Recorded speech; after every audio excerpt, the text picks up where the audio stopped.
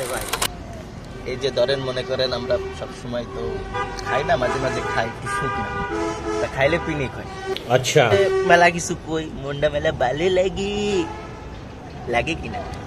এখন আমি খাই দাওয়াই তো মন ভালো লাগে, কিন্তু আমাদের একটা ভাই আছে যে খায় না, কিন্তু তারপরে সে সবসময় পিনিকে থাকে। আসলে তো বিষয়টা ভাববার কি এমন নেশা করেন অনেক সাহেব? বিসমিল্লাহির রহমানির রহিম।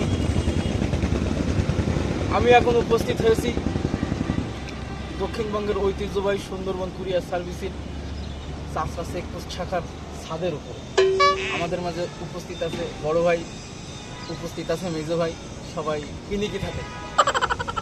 আমি বলতে চাই, হ্যাঁ বলুন। বিগত সরকার আমাদের জন্য কি রেখে গিয়েছে, কি উন্নতি করেছে। আমাদের তো সেটা ভালোই করে রাখতে পারি। এই জায়গায় যদি আমরা থাকতাম, আমাদের যুব সমাজ থাকতো, প্রত্যেকের ঘরে ঘরে আমরা হচ্ছে পিনিক দিয়ে দিতাম, আচ্ছা, তারা শান্তিতে থাকতো, ভালো থাকতো। সরকার চাপে জনগণ কিসে ভালো থাকে, যুব সমাজ কিসে পিনিকি থাকে। বিগত সরকার ওইসবের দিকে নেই। আমি এই জিনিস নিয়ে উপর মহলে যাব, কাম কাজ করবো যাতে আমার পিনিকি না। মালেরে কি ক্ষতি করলাম আর কি শুরু করেছে তো থামবেন না।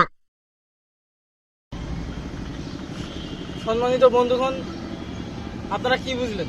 কথা ছিল একটা টপিকস নিয়ে, আমি বললাম আলাদা টপিকস। এইটাই হচ্ছে আমার পিনিকি থাকার রহস্য।